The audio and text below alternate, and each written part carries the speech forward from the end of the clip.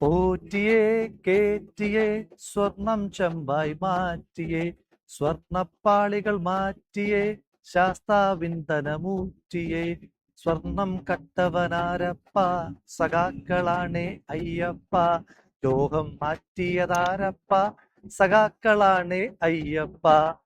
എനിക്ക് പാടാൻ അറിയാവുന്നത് കൊണ്ടോ ഞാൻ പാടിയത് നന്നായതുകൊണ്ടോ ഒന്നും പാടിയതല്ല. ഇനി 3.5 കോടി മലയാളികളും ഞാൻ കൂടെ പാടാൻ ഈ പാട്ട് ബാക്കിയുള്ളൂ എന്നുള്ളത് കൊണ്ട് മാത്രം പാടിയത്.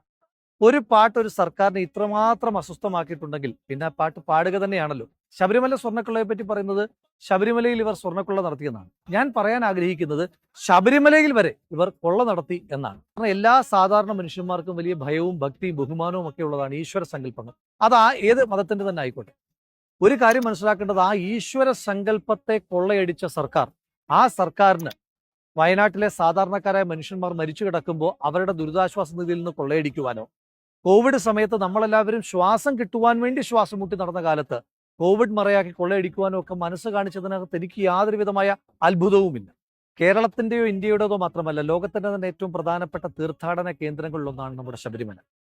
ഒരു അയ്യപ്പ വിശ്വാസി 41 ദിവസത്തെ അതികഠിനമായ വ്രതം നോറ്റ് കാനനപാതയിലൂടെ കല്ലും മുള്ളും താണ്ടി കരിമലയും നീലിമലയും അടക്കമുള്ള 18 മലകൾ താണ്ടി 18 മലകളുടെ അധിപനായ അയ്യപ്പനെ തൊഴുതു വണങ്ങുവാൻ 18 പടികൾ കടന്ന് ശ്രീകോവിലിനുള്ളിലേക്ക് നോക്കുമ്പോൾ നമ്മൾ ഓരോരുത്തരും കാണുന്നത് അയ്യപ്പനെയാണ് എങ്കിൽ, ആ പടി കടന്നെത്തുന്ന ഒരു CPM-ന്റെ നേതാവ് കാണുന്നത് ആ അയ്യപ്പനിൽ പൊതിഞ്ഞിരിക്കുന്ന തങ്കത്തിന്റെ തൂക്കമാണ് എന്ന് ഈ ദിവസങ്ങൾ തെളിയിക്കപ്പെട്ടുകൊണ്ടിരിക്കുകയും. ക്ഷേത്രത്തിൽ പോയിട്ടുള്ള ആളുകൾക്കറിയാം, ശ്രീകോവിലിന് പുറത്ത് ദ്വാരപാലക ശില്പങ്ങൾ ഉണ്ടാകുന്നു. അകത്തിരിക്കുന്ന മൂർത്തിക്ക് കാവൽ നിൽക്കുന്നു എന്നതാണ് ദ്വാരപാലക ശില്പങ്ങളുടെ സങ്കല്പം. അതായത് കാവൽക്കാരാണ്. കാവൽക്കാരെ കൊള്ളയടിക്കുക എന്ന് നമ്മൾ അധികം കേട്ടിട്ടില്ല. അങ്ങനെ കൊള്ള നടത്തിയ, ഭഗവാന്റെ കട്ടിളപ്പാളിയിലെ സ്വർണം അടിച്ചു മാറ്റിയ അമ്പലം വിഴുങ്ങികളായ സർക്കാരാണ് ഇന്ന് കേരളം ഭരിച്ചുകൊണ്ടിരിക്കുന്നത്. ശബരിമലയിലെ ചെറുതും വലുതുമായ ഒരു വസ്തു പോലും ഹൈക്കോടതിയുടെ അനുവാദമില്ലാതെ പുറത്തു കൊണ്ടുപോകാൻ പാടില്ല എന്ന മുൻ ഉത്തരവുണ്ട്. ആ ഉത്തരവിനെ ലംഘിച്ചുകൊണ്ട് സ്വർണ്ണപ്പാളികൾ ശബരിമലയിൽ നിന്ന് കടത്തിയത് കോടതിയുടെ ശ്രദ്ധയിൽപ്പെട്ടപ്പോഴാണ് ആദ്യമായി കോടതി ഈ വിഷയത്തിനകത്ത് ഇടപെടുന്നത്. 2025 സെപ്റ്റംബർ മാസം 9-ാം തീയതി ബഹുമാനപ്പെട്ട ഹൈക്കോടതിയുടെ ഉത്തരവിലാണ് നമ്മൾ തിരിച്ചറിയുന്നത് 4.5 കിലോ സ്വർണമാണ് ദ്വാരപാലക ശില്പത്തിൽ നിന്ന് മാത്രം ഈ അമ്പലം വിഴുങ്ങികൾ അടിച്ചുമാറ്റി. ശബരിമലയിലെ സ്വർണ്ണക്കൊള്ളയെ പറ്റിയിട്ടുള്ള വാർത്തകൾ പിന്നീട് നിറം പിടിപ്പിച്ചത് പോറ്റി എന്ന് പറയുന്ന ഒരു കഥാപാത്രത്തിന്റെ കടന്നുവരവോട് കൂടിയിട്ടാണ്. പോറ്റിയാണ് സ്വർണ്ണക്കടത്തിന്റെ ഏറ്റവും പ്രധാനപ്പെട്ട കാരണക്കാരൻ എന്ന് പറഞ്ഞപ്പോൾ കേരളത്തിന്റെ മുഖ്യമന്ത്രി പറഞ്ഞത്, ഏതോ ഒരു പോറ്റി സ്വർണം കടത്തിയതിന് ഞങ്ങൾ എന്ത് ചെയ്യാൻ പറ്റുമെന്നാണ്. ഉണ്ണികൃഷ്ണൻ പോറ്റിയെ കിട്ടിയ ഒരു സംഘം മാധ്യമങ്ങൾ സർക്കാരിനെ സഹായിക്കാനായി പിന്നീടുള്ള ദിവസം ഉണ്ണികൃഷ്ണൻ പോറ്റിക്ക് പിന്നാലെ മാത്രം സൂക്ഷ്മദർശിനികളുമായി പോയി.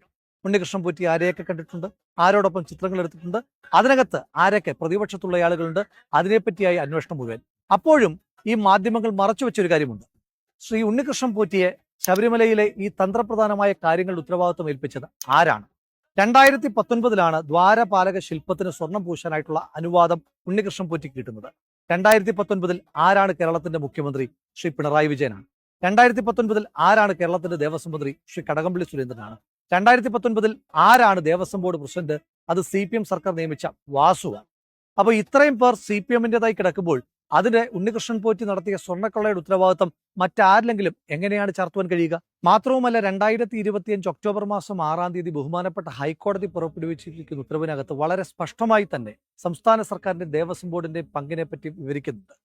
2019-ാം ആണ്ടിൽ ഉണ്ണികൃഷ്ണൻ പോറ്റിക്ക് ദ്വാരപാലക ശില്പം സ്വർണം പൂശാനായി കൊടുക്കുമ്പോൾ ചെമ്പ് എന്നാണ് സ്വർണത്തിന് പകരം രേഖപ്പെടുത്തിയിരിക്കുന്നത്. ഇത് വളരെ ഗുരുതരമായ ആസൂത്രിതമായ കുറ്റകൃത്യത്തിന്റെ തുടക്കമാണ്. മാത്രവുമല്ല, ഉണ്ണികൃഷ്ണൻ പോറ്റിയും ദേവസ്വം ബോർഡ് പ്രസിഡന്റായിരുന്ന CPM നേതാവ് വാസുവും തമ്മിലുള്ള ഇമെയിൽ ഇടപെടലുകളെ പറ്റിയും ദേവസ്വം ബോർഡിന്റെ നേരിട്ടുള്ള പങ്കിനെ പറ്റി ബഹുമാനപ്പെട്ട ഹൈക്കോടതി വളരെ കൃത്യമായി തന്നെ കണ്ടെത്തിയിട്ടുമുണ്ട്. നിങ്ങൾ ഒരു സുഭാഷ് കപൂറിനെ പറ്റി കേട്ടിട്ടുണ്ട്. ശബരിമലയിൽ നടന്ന സ്വർണ്ണക്കൊള്ള സമാനതകളില്ലാത്തതാണ് എന്നും ഇതിന് അന്താരാഷ്ട്ര സ്വർണ്ണക്കടത്ത് സംഘങ്ങളുമായി ബന്ധമുണ്ടോ എന്ന സംശയവും ആ ആശങ്കകളും പങ്കുവച്ചിരിക്കുന്ന പ്രതിപക്ഷമല്ല, ബഹുമാനപ്പെട്ട ഹൈക്കോടതിയാണ്. ഈ വിഷയവുമായി ബന്ധപ്പെട്ട് നിരവധി CPM നേതാക്കന്മാർ അറസ്റ്റ് ചെയ്യപ്പെട്ടപ്പോൾ ഈ സർക്കാരിന്റെ വാഴ്ത്തുപാട്ടുകാർ പറഞ്ഞ പ്രധാനപ്പെട്ട ക്യാപ്സ്യൂൾ കണ്ടില്ലേ, ഞങ്ങളുടെ പാർട്ടിക്കാരായിട്ട് കൂടി സർക്കാർ ഓരോരുത്തരെ അറസ്റ്റ് ചെയ്യുന്നത് എന്നാണ്. ഒരു കാര്യം മനസ്സിലാക്കേണ്ടത്, ആ അറസ്റ്റ് ചെയ്തത് അത്രയും SIT ആണ്. ഈ SIT സംസ്ഥാന പോലീസാണ് എങ്കിലും അത് പ്രവർത്തിക്കുന്ന ബഹുമാനപ്പെട്ട ഹൈക്കോടതിയുടെ നേരിട്ടുള്ള നിയന്ത്രണത്തിലും നിരീക്ഷണത്തിലുമാണ്. എന്നിട്ട് കൂടി ഈ സർക്കാരിന്റെ സമ്മർദ്ദത്തിന്റെ ഭാഗമായിട്ട് SIT മെല്ലപ്പോക്ക് തുടരുന്നു. കുറ്റപത്രം കൃത്യമായി സമർപ്പിക്കുന്നില്ല. സ്വാഭാവികമായ ജാമ്യം പ്രതികൾക്ക് കിട്ടുന്നതിന് വേണ്ടി 90 ദിവസമായും കുറ്റപത്രം സമർപ്പിക്കുന്നില്ല എന്നതടക്കമുള്ള രൂക്ഷമായ വിമർശനം മുന്നോട്ട് വെച്ചതും ബഹുമാനപ്പെട്ട കോടതി തന്നെയാണ്. ഇതിനകത്ത് പ്രതിപക്ഷത്തെ ചില സമയത്തൊക്കെ മുഖ്യമന്ത്രി അടക്കമുള്ള ആളുകൾ വിമർശിക്കാറുണ്ട്. സ്വർണം കട്ടതാരപ്പ എന്ന് ബഹുമാനപ്പെട്ട രാഹുൽ ഗാന്ധി ചോദിച്ചപ്പോൾ ശ്രീമതി സോണിയാഗാന്ധിയോടൊപ്പം പോറ്റി എടുത്ത ചിത്രത്തെ പറ്റിയിട്ടാണ് പിണറായി വിജയൻ പറയുന്നത്. ആ കേരളത്തിന്റെ മുഖ്യമന്ത്രിയോട് വെല്ലുവിളിച്ചുകൊണ്ട് ചോദിക്കുന്നു, ധൈര്യമുണ്ടോ? അങ്ങനെയാണെങ്കിൽ, അങ്ങനെ ഒരു സംശയം നിങ്ങൾക്കുണ്ട് എങ്കിൽ ഈ സ്വർണ്ണക്കടത്തുമായി ബന്ധപ്പെട്ട് ശ്രീമതി സോണിയാഗാന്ധിക്ക് ഏതെങ്കിലും തരത്തിലുള്ള പങ്കുണ്ട് എന്ന് നിങ്ങൾ വിശ്വസിക്കുന്നുണ്ടെങ്കിൽ ഒരു അന്വേഷണം നടത്താൻ നിങ്ങളെ വെല്ലുവിളിക്കുക. പിന്നെ പറയുന്നത് ബഹുമാനപ്പെട്ട അടൂർ പ്രകാശിനോടൊപ്പം ഈ പോറ്റി, സ്വർണം കടത്തിയ പോറ്റി ചിത്രമെടുത്തു എന്നുള്ളതാണ്. ഇവിടെ ചോദ്യം, പോറ്റിക്കൊപ്പം ആരൊക്കെ ചിത്രമെടുത്തു എന്നുള്ളതാണോ ഒഫൻസ്? പോറ്റി ആരുടെ സഹായത്താൽ സ്വർണം കടത്തി എന്നുള്ളതാണോ? ഒപ്പമുള്ള ചിത്രത്തെ പറ്റി ഞാനൊരു വാചകം പറയാം. ഒരാളോടൊപ്പം ചിത്രമെടുത്താൽ ആ ചിത്രമെടുത്തയാൾ ചെയ്ത എല്ലാ കൊള്ളരുതായ്മകളും നമ്മുടെ പേരിലാകുന്നത് എങ്ങനെ? ഇതെന്റെ ചോദ്യമല്ല. സ്വപ്ന സുരേഷുമൊത്തുള്ള വളരെ അടുത്തിടപഴകിയുള്ള ചിത്രം പുറത്തു വന്നപ്പോൾ കേരളത്തിന്റെ മുഖ്യമന്ത്രി പിണറായി വിജയൻ അദ്ദേഹത്തെ ന്യായീകരിക്കുവാൻ വേണ്ടി പറഞ്ഞ വാചകമാണ്. ഇതെന്തുകൊണ്ടാണ് മറ്റുള്ളവർക്ക് ബാധകമാകാത്തത്? മാത്രമല്ല, 2019 മുതൽ നടന്ന സ്വർണ്ണക്കൊള്ള, 2019 ഉണ്ണികൃഷ്ണൻ പോറ്റി നേരിട്ട് സർക്കാരിന്റെ സഹായത്തോടു കൂടി നടത്തിയ സ്വർണ്ണക്കൊള്ളയിൽ എങ്ങനെയാണ് പ്രതിപക്ഷത്തെ ഒരു MP മാത്രമായിരുന്ന ശ്രീ അടൂർ പ്രകാശിന് പങ്കുണ്ടായിരിക്കുക? മാത്രമല്ല, SIT ഒരു സംശയം ചോദിച്ചപ്പോൾ ചോദ്യം ചെയ്യലിന്റെ നോട്ടീസ് പോലും കൊടുക്കാതെ SITക്ക് മുന്നിൽ പോയി ധൈര്യത്തോടു കൂടി മറുപടി പറഞ്ഞ വ്യക്തിയാണ് ശ്രീ അടൂർ പ്രകാശ്. അത് കഴിഞ്ഞ് മാസം കുറയായല്ലോ. എന്തുകൊണ്ടാണ് നിങ്ങളുടെ പോലീസിന് അടൂർ പ്രകാശിനെ അറസ്റ്റ് ചെയ്യാൻ കഴിയാത്തത്? കാരണം അദ്ദേഹത്തിന്റെ കയ്യിൽ ഈ സ്വർണം കടത്തിയതിന്റെ ചെളി പറ്റിയിട്ടില്ല എന്നുള്ള കാര്യം നിശ്ചയമാണ്. നിങ്ങളൊരു കാര്യം മനസ്സിലാക്കേണ്ടതായിട്ടുണ്ട്. എങ്ങനെയാണ് ഇതിന്റെ രാഷ്ട്രീയ ഉത്തരവാദിത്വത്തിൽ നിന്ന് CPM മാറുവാൻ കഴിയുക? അതിന് ഒരുപാട് രേഖകൾ വന്നിട്ടുണ്ട്. 2016 ശേഷം 25 വരെ ശ്രീ പിണറായി വിജയൻ കേരളത്തിന്റെ മുഖ്യമന്ത്രിയായിരിക്കുന്ന കാലയളവിൽ 4 പേരെയാണ് ദേവസ്വം ബോർഡിന്റെ പ്രസിഡന്റുമാരായിട്ട് പിണറായി വിജയൻ നിയമിച്ചത്. ആ 4 ദേവസ്വം ബോർഡ് പ്രസിഡന്റുമാരിൽ 2 പേർ ജയിലിൽ കിടന്നു. ഒരാൾ സംശയത്തിന്റെ മുൾമുനയിലാണ്. ജയിലിൽ കിടന്ന 2 പേർ നിസ്സാരക്കാരല്ല. ദേവസ്വം ബോർഡിന്റെ പ്രസിഡന്റും CPMന്റെ നേതാവുമായിരുന്ന വാസു, CPMന്റെ കോന്നി MLAയും CPM പത്തനംതിട്ട ജില്ലാ കമ്മിറ്റി അംഗവുമായിരുന്ന പത്മകുമാർ. ഇവരൊക്കെ ജയിലിൽ കിടന്നിട്ടും ചില്ലറ ഉളുപ്പൊന്നും പോരാ, ഏതോ ഒരു ചിത്രം കാണിച്ചിട്ട് പോറ്റിയും അടൂർ പ്രകാശും തമ്മിലുള്ള ബന്ധത്തെപ്പറ്റി ഇങ്ങനെ സമാന്തര രേഖകൾ വരച്ച് നിങ്ങൾക്ക് ഒരു സഖ്യം രൂപീകരിക്കാൻ. കടകംപള്ളി സുരേന്ദ്രന്റെ നിരവധി തവണ SITക്ക് ചോദ്യം ചെയ്യുവാൻ നിർബന്ധിതമായ സാഹചര്യമുണ്ടായി. ഉണ്ണികൃഷ്ണൻ പോറ്റിയെ ശബരിമലയിലെ തന്ത്രപ്രധാനമായ പദവികളിലേക്ക് എത്തിച്ചതും ഈ സ്വർണ്ണക്കൊള്ളയിലുമൊക്കെ പങ്കുണ്ടായിട്ടും അയാളെ ഇതുവരെ അറസ്റ്റ് ചെയ്യുവാൻ ഈ സംസ്ഥാന സർക്കാർ തയ്യാറായില്ല. അന്വേഷണം മന്ത്രിയിലേക്ക് നീളുന്നു എന്ന ഘട്ടം വന്നപ്പോഴാണ് തന്ത്രിയെ ഈ സർക്കാർ അറസ്റ്റ് ചെയ്ത് വാർത്തയുടെ റൂട്ട് മാറ്റുവാൻ ശ്രമിച്ചത്. തന്ത്രി ഒരു കുറ്റം ചെയ്തിട്ടുണ്ടെങ്കിൽ തന്ത്രിയെ അറസ്റ്റ് ചെയ്യണമെന്നുള്ള കാര്യത്തിൽ എനിക്ക് തർക്കമൊന്നുമില്ല. പക്ഷേ നിങ്ങൾ അറസ്റ്റ് ചെയ്ത് ജയിലിൽ അടച്ചതിന് ശേഷം കോടിക്കണക്കിനായ അയ്യപ്പ വിശ്വാസികളുടെ സങ്കല്പത്തിന്റെ ഭാഗമായ തന്ത്രിക്കെതിരായിട്ട് എന്ത് തെളിവാണ് നിങ്ങൾക്ക് കോടതിയിൽ സമർപ്പിക്കുവാൻ കഴിഞ്ഞത്? നിങ്ങൾ കൊടുത്ത എല്ലാ ഫോൾസ് അലിഗേഷൻസിനെയും റദ്ദ് ചെയ്തുകൊണ്ട് ബഹുമാനപ്പെട്ട കോടതി തന്ത്രിക്ക് ജാമ്യം കൊടുക്കുമ്പോൾ 2 വട്ടമാണ് തന്ത്രിക്ക് അനുകൂലമായി പറഞ്ഞത്.